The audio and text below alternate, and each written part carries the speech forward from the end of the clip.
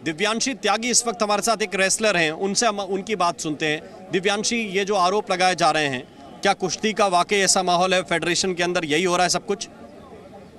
नहीं नहीं, मैं इसकी बिल्कुल कड़े शब्दों में निंदा करती हूँ, क्योंकि जिस नजर से अगर हम देख रहे हैं, रेसलिंग बहुत आगे गई है जब से WFI प्रेसिडेंट ने कुश्ती का हाथ थामा है। और कुछ टाइम पहले तो ये लोग ही तारीफ करते नहीं थकते थे, और अचानक से मुझे नहीं पता क्या हुआ है कि इतने सारे जो है लग चुके हैं आरोप हमारे WFI प्रेसिडेंट पे और फेडरेशन पे, क्योंकि हम भी इसी गेम में हैं। और 2008 से मैं इंडिया कैंप करती आ रही हूँ। आज तक कभी मैंने किसी भी ऐसी घिनौनी चीज का ना तो हिस्सा बनी हूँ, और ना ही कभी ऐसा कुछ भी फेस किया है।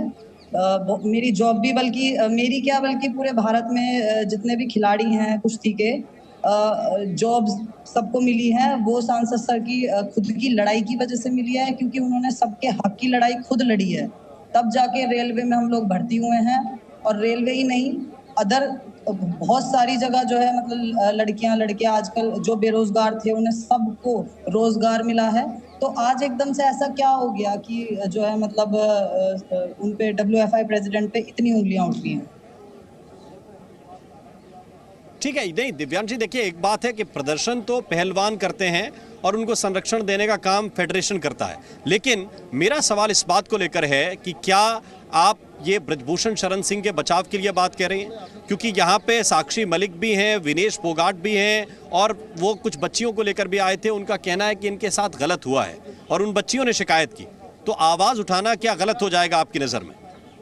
नहीं नहीं, आवाज उठाना गलत नहीं है, पर अचानक से ऐसा क्या हो गया? देखिए, ये जितने भी खिलाड़ी हैं, ऐसा तो नहीं है कि खाली मैं ही बचाव में बोल रही हूँ। आप अगर कई जगह पे अभी भी बात करेंगे तो ऐसे कई खिलाड़ी आपको मिलेंगे जो जो मैं बोल रही हूँ वही बात बोलेंगे। इस तरह से धरना देके, अपनी मनमानी करके, बात किसी को झुका के, किसी पे गलत आरोप लगा के अपनी बात रखना, ये इस चीज के मैं बिल्कुल सख्त खिलाफ हूँ। मैं खुद भी सीनियर की प्लेयर हूँ, राष्ट्रीय अंतर्राष्ट्रीय दोनों कंपटीशन मैंने बहुत अच्छे से खेले हैं, और मैं 15 से 16 साल से कुश्ती खेल रही हूँ। तो जो मैं देख रही हूँ मैं वो बता रही हूँ, मैं किसी की साइड नहीं ले रही, जो सच है मैं वो बता रही हूँ कि ऐसा कुछ हुआ नहीं है।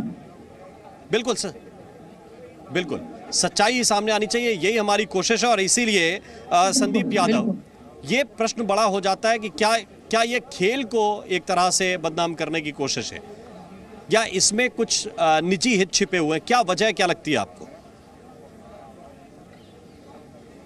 तो देखो, वो पहले जो भी पीछे बहुत सारे जो भी है हरियाणा के जैसे पहलवान वगैरह, जो भी बदनाम ज्यादा केस वगैरह आपने पीछे देखा होगा सब काफी लोग को। लेकिन अभी दिवांशी जी ने बताया कि नेताजी ने इतना कुश्ती के लिए किया है। पहले रेसलिंग में, रेलवे में लड़कियों का टीम नहीं था, उन्होंने आने के बाद लड़कियों का टीम बना रेलवे में, जो उनको जॉब दिलाए और हर जगह से उनकी मदद करते हैं। और उनपे जो भी जितना भी इंजाम ये सब लगा रहे, सरासर गलत है ये। यूपी के एक और पहलवान हमारे साथ विनय कुमार शाही इस वक्त कनेक्ट हो गए हैं, हम उनके पास चलते हैं। विनय कुमार, ये जो जंतर मंतर इस वक्त अखाड़ा बना हुआ है, इसकी नौबत क्यों आई?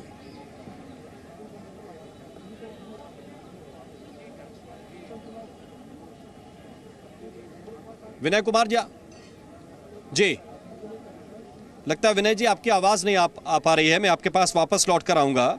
और एक सवाल प्रेम कुमार जी, मैं यही आपसे भी पूछना चाहता हूं कि यहां पे अखाड़ा बनाने की जरूरत इनको क्यों पड़ी? अच्छा खासा ट्रेनिंग का समय है, ट्रेनिंग करते ये पहलवान। फिर से बोलिए, फिर से बोलिए। कुमार जी, आपको लगता है कि पहलवान जो है अपना कीमती समय छोड़कर, जो सर्दियों का समय सबसे बढ़िया कहा जाता है शरीर बनाने के लिए, उस वक्त को छोड़कर ये क्यों यहाँ पे बैठते? कोई निजी खुन्नस है क्या ब्रजभूषण शरण सिंह के साथ? अब भाई साहब, ये तो अब जो है, अब ये तो इसकी जांच हो तभी पता चलेगा क्या खुन्नस है, समझे कि नहीं? मेरे ख्याल से जो है, अब ये क्यों बैठे हैं, इनकी क्या मंशा है, तो यही जाने। अब इनकी बात हम इनकी बात हम नहीं जान सकते, लेकिन जहां तक मेरा अपना मैंने जो देखा है, यही साक्षी मलिक, विनेश फोगाट, बजरंग पुनिया आज से 4 महीना 5 महीना पहले ब्रजभूषण सिंह जी का तारीफ करते नहीं सकते थे। हर जगह इनकी तारीफ करते थे। अब एकाएक इनको क्या हो गया है, इनके ग्रुप बैठ गए धरने में, ये मेरे समझ नहीं आ रहा, वो भी इतना संगीन आरोप लगा के। अगर अगर किसी को सुने, एक दिन में सब कुछ हुआ नहीं होगा, एक दिन में चाहे 5 लड़के हो चाहे 6 लड़के हो, एक दिन में तो कुछ हुआ नहीं होगा। 4 महीना 6 साल भर 8 साल 10 साल लगा होगा ना, तो ये उस समय क्यों चुप थे, क्यों उस समय उनके सामने आए, ये बताइए आप हमें, उस समय क्यों चुप थे? बताइए प्रेम कुमार जी, अगर नहीं अगर किसी को समय लगा भी होगा, आप जानते हैं बच्चियां अपने करियर बनाने के लिए आती हैं, कई बार डर जाती हैं, कई बार करियर के दबाव में कोई चीजें झेल लेती हैं, लेकिन अगर अभी कोई बात कह रहा है तो आपको इसमें सिर्फ षड्यंत्र या साजिश क्यों लगती है? उनकी बात में सच्चाई क्यों नहीं लगती? उनकी तरफ से भी बोलना चाहिए आपको। आप तो कुश्ती के लिए काम करते हैं या फिर कि अध्यक्ष जी के लिए काम करते हैं? एक बात बताइए, एक बात मुझे बताइए सर आप। जी हेलो, एक बात बताइए जी जी, इन लोगों के लिए ब्रिजभूषण सिंह जी ने बहुत किया है, सब कुछ किया, बहुत ज्यादा मेहनत, मतलब कि मदद सब कुछ की, लेकिन अब षड्यंत्र क्या है, ये क्या है, तो यही बताएंगे ना, कौन इनको लाया है, कौन ब्रिजभूषण सिंह के खिलाफ जो है साजिश रच रहा है, कौन इनको बैठाया है। अब भाई साहब जो भी बात सामने आएगी, जांच के बाद ही सामने आएगी ना, हम आप कैसे कर सकते हैं क्या सच है क्या झूठ है? बिना कोई चीज साबित हुए किसी पर इल्जाम हम लगा नहीं सकते कि वो आदमी भी इतना गंदा काम, इतना ये बहुत गंदा षड्यंत्र साजिश उनको पर लगाई गई है, तो हम तो ऐसे बिना किसी प्रूफ का नहीं सकते जी। क्यों तो आपको प्रेम कुमार जी ये लगता है कि समय के साथ जांच होनी चाहिए, जांच के बाद जो निर्णय हो उसको स्वीकार करेंगे? हाँ, आराम, मैं खुद अपने दावे साथ कर रहा हूँ जी, मैं खुद दावे के साथ कर रहा हूँ, मैं खुद उनके साथ 18-20 साल से हूँ। आप कोई भी जांच कर लीजिए, वो आदमी निर्दोष ही साबित होंगे, दुनिया किसी कोर्ट से आप जांच करा लीजिए, ब्रिजभूषण जी निर्दोष साबित होंगे। ठीक है भाई साहब, थैंक यू भाई साहब। ठीक है। हरपाल सिंह बेदी इस वक्त हमारे साथ जुड़े हुए।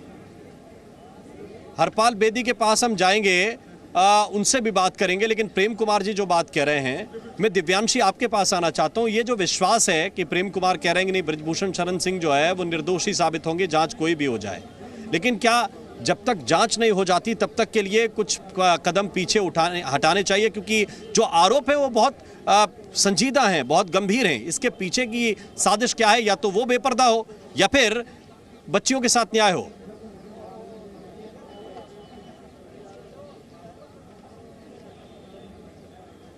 दिव्यांशी से अभी बात नहीं हो पा रही, हम वापस उनके पास चलेंगे, लेकिन संदीप के पास हम चलते हैं। संदीप, ये जो स्थितियां बन रही हैं कुश्ती में, खास तौर से ये कहा जाता है कि देखिए, वैसे भी अभिभावक डरते हैं कि अपनी बच्चियों को खिलाएं कि ना खिलाएं, अखाड़े में भेजें कि ना भेजें, खास तौर से बेटियों को लेकर, और अगर इस तरह की बात फिर से सामने आएगी तो क्या ये बड़ा नुकसान देश की कुश्ती के लिए नहीं होगा?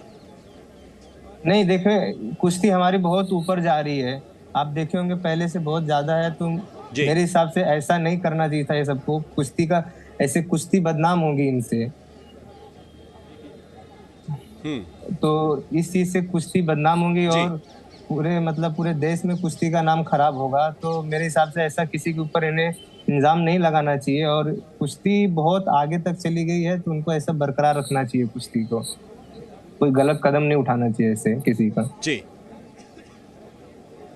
नहीं, तो आप जैसे पहलवानों का दायित्व क्या है संदीप जी? हाँ, हेलो, आप जैसे पहलवानों की क्या जिम्मेदारी है, क्या दायित्व है ऐसी परिस्थिति में? हमारा ऐसा है कि हम जो भी गलत सही है उसका न्याय हो और उसका वो सामने आए, मतलब क्या गलत है क्या सही है। जी, लेकिन आप अपने एक्सपीरियंस से, संदीप भाई, आप अपने एक्सपीरियंस से, अपने तजुर्बे से क्या बता सकते हैं? मैं संदीप आपके पास आऊंगा।